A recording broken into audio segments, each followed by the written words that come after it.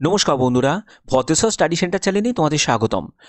তোমাদের জন্য RRB group ডির যে রিগার্ডিং যে ফুল নোটিফিকেশন যেটা রিলিজ হয়েছিল আরআরবি রাঁচির অফিসিয়াল ওয়েবসাইটে, আমি কালকে দুটো ভিডিও দিয়েছি তোমাদের।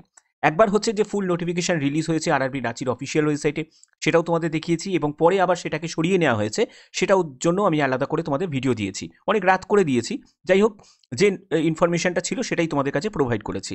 এবার আমি যদি আরআরবি রাঁচির অফিসিয়াল ওয়েবসাইটে দেখি, তো দেখো এখানে কিন্তু আমরা এখনো নোটিফিকেশনটা তোমরা দেখতে পাবে না, যেটা আমি 8/2024 যদি আমি দেখি, দেখো এখানে কিন্তু তোমরা দেখতে পাবে না।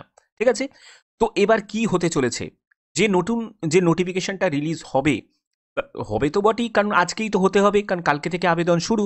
তো সেক্ষেত্রে কোন অফিসিয়াল ওয়েবসাইটে সেটা পাওয়া যাবে, এবং সেখানে নোটিফিকেশনে কি কোনো পরিবর্তন করতে চলেছে রেলের বোর্ডের তরফ থেকে, বা কোনো আইটিআইকে আবার কি নতুন করে লাগু করবে, তো সেই ব্যাপারটাও আমরা জানবো। এবং কোনো ভ্যাকেন্সি রিগার্ডিং বা কোনো কিছুই কি ইনক্রিজ করা হচ্ছে বা ডেটকে এক্সটেন্ড করা হচ্ছে, যেগুলো যেগুলো তোমাদের কৌতূহল আছে, সম্পূর্ণ সেগুলোর অবসান আমি এই ভিডিওর মাধ্যমে ঘটাবো। তো দেখো, আমি একদম অফিসিয়াল ওয়েবসাইটে রাঁচির আছি, তো তোমরা দেখতেই পাচ্ছ যে এখানে কোনো রকম নোটিফিকেশন কিন্তু নেই। তো এবার মেন ব্যাপার হচ্ছে, তাহলে পাবে কোথায় নোটিফিকেশনটা। তো আমি অন্য আরআরবিতে আমি সার্চ করছি, তো আরআরবি কলকাতাটা আমি একবার দেখি। তো আরআরবি কলকাতার অফিসিয়াল ওয়েবসাইটে ভিজিট করছি। অফিসিয়াল ওয়েবসাইটে ভিজিট করার পরে 8/2024 এখানে ক্লিক হেয়ার অপশানে গেলাম। যাওয়ার পরে তোমরা দেখবে এখানে সেন্ট্রালাইজ এমপ্লয়মেন্ট নোটিফিকেশন, তো আমি ফুল নোটিফিকেশন পেয়ে যাব। তো ফুল নোটিফিকেশনটা আমি ডাউনলোড করে নিয়েছি। এবার দেখে নেব যে ফুল নোটিফিকেশনের মধ্যে কোনো রকম কোনো পরিবর্তন আনা হয়েছে নাকি, আগের নোটিফিকেশনটা কেনই বা সরিয়ে নেওয়া হলো। ঠিক আছে, আমরা আগে দেখে নিই, ডেটগুলো দেখে নিই, ডেটের কোনো পরিবর্তন হয়েছে। তো date of publication, closing date, opening date, কোনো ডেটের কিন্তু কোনো পরিবর্তন নেই। নোটিফিকেশন ডেট একদম সেম আছে, যদি আগের তুমি নোটিফিকেশন দেখো একদম সেম আমরা দেখতে পাচ্ছি সামনের দিকটা। এবার যদি আমি এজের জায়গাটা দেখি, 1/1/2025 হিসাবে 18 থেকে 36 বছর ভ্যাকেন্সি, তো যথারীতি এইরকমই ভ্যাকেন্সি আছে, কোনো ভ্যাকেন্সি এক্সটেন্ড করেনি, তো সেটাও হয়ে গেল। এবার হচ্ছে, তো বাদবাকি কী কী আছে এখানে দেখো, হেল্প ডেস্কের নাম্বার, এগুলো কিন্তু কোনো পরিবর্তন নেই, যা ছিল আগে সেটাই কিন্তু রয়েছে। তারপরে যদি আর একটু স্ক্রল করে নিচের দিকে নামি, এখানে আমরা দেখব সেখানে মেডিকেল স্ট্যান্ডার্ডও সেমই আছে, সেম থাকারই কথা। এবার হচ্ছে তোমাদের এখানে 1/1/2025 হিসাবে 18 থেকে 33 হওয়ার ছিল, কিন্তু বাট এটাকে কোভিডের জন্য 18 থেকে 36 করা হয়েছে। মাথায় রাখবে, এটা কিন্তু ওয়ান টাইম। পরবর্তী সময় মানে পরবর্তী বছরে যখন আবার নতুন নোটিফিকেশন রিলিজ হবে গ্রুপ ডির, তখন কিন্তু এই 3 বছর রিল্যাক্সেশন আর পাবে না, তখন কিন্তু এই 18 থেকে 33ই কিন্তু হয়ে যাবে। মাথায় রাখতে হবে এটা। ঠিক আছে, যারা যারা ওভার এজেড ক্যান্ডিডেট তাদের কিন্তু অবশ্যই এই ব্যাপারটা কিন্তু তোমাদের একটা কনসেশন তোমাদের দেওয়া হয়েছে রেলের তরফ থেকে, তার জন্য এটাকে কাজে লাগাতে হবে। এবার দেখো, এক্সামিনেশন ফিজের ব্যাপারে কোনো পরিবর্তন নেই, 500 টাকাই কিন্তু লাগছে, 400 টাকা পরবর্তী সময়ে রিফান্ড পেয়ে যাবে। এটা UR EWS ওবিসিদের। পিডাব্লিউবিডি female transgender ex serviceman তাদের 250 টাকা লাগবে, এবং 250 টাকাটাই তারা রিফান্ড পেয়ে যাবে, এটাও কোনো পরিবর্তন নেই। আমরা যদি আদার্স যদি দেখি, তো এখানে তোমাদের বাদবাকি কি আছে, এখানে কোনো পরিবর্তন আছে নাকি সেটা একবার দেখতে হবে। তো এখানে সিবিটি এক্সাম সেমই আছে, 90 মিনিট, 25, 25, 30, 20 এই টাইপের তোমাদের কিন্তু থাকছে নাম্বার অফ কোশ্চেন্স। প্রতিটি প্রশ্নের মান 1 করে, 100 কোশ্চেন, 100 মার্কসের তোমাদের পরীক্ষা হচ্ছে, এখানেও কিন্তু কোনো পরিবর্তন নেই। এবার যদি পিইটিতে যাই, পিইটিতে দেখো মেল ক্যান্ডিডেট তাদের 35 কেজি ওয়েট নিয়ে 100 মিটার ডিস্টেন্স কভার করতে হবে 2 মিনিটে, এবং 1000 মিটারে তোমাদের রান থাকছে 4 মিনিট 15 সেকেন্ডে।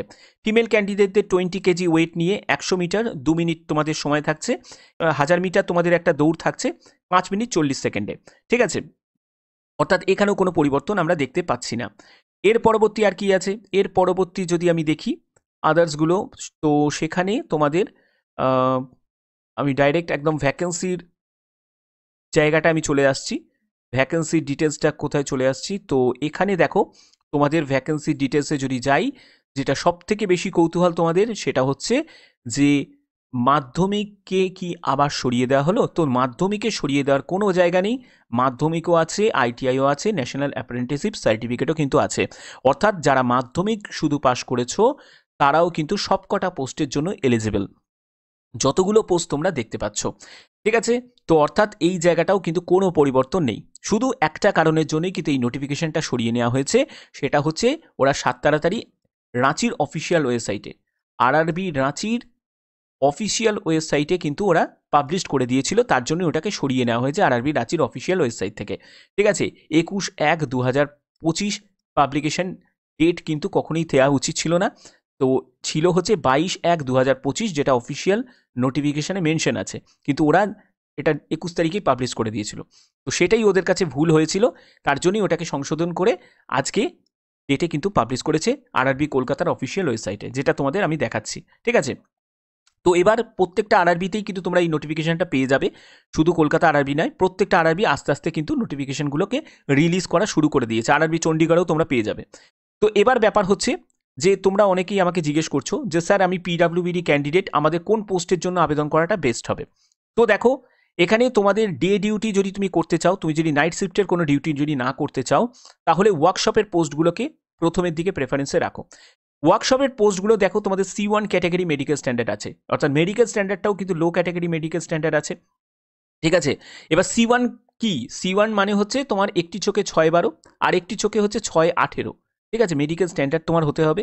এখানে তোমার যে পাওয়ার অফ লেন্স, চশমার যে পাওয়ার, সেটা কিন্তু যত ডায়োপ্টারই হোক না কেন, কোনো রকম অসুবিধা কিন্তু এখানে নেই।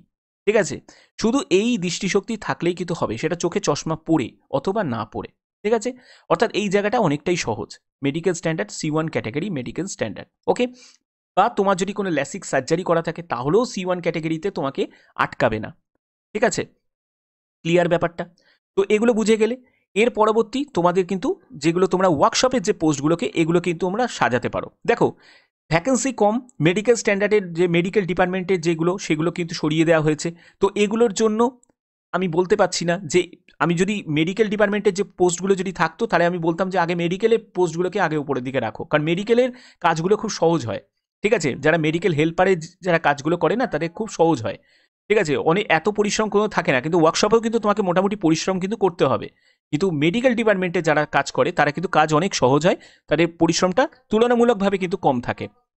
ঠিক আছে, তো এই হচ্ছে তোমাদের আপডেট, গুরুত্বপূর্ণ আপডেট, সেগুলো তোমাদের কাছে প্রোভাইড করলাম। এরকমই গুরুত্বপূর্ণ আপডেট প্রতিনিয়ত জানার জন্য, পাওয়ার জন্য অবশ্যই কিন্তু চ্যানেলটাকে সাবস্ক্রাইব করে রাখবে, বেল আইকনটাকে অল করে রাখবে।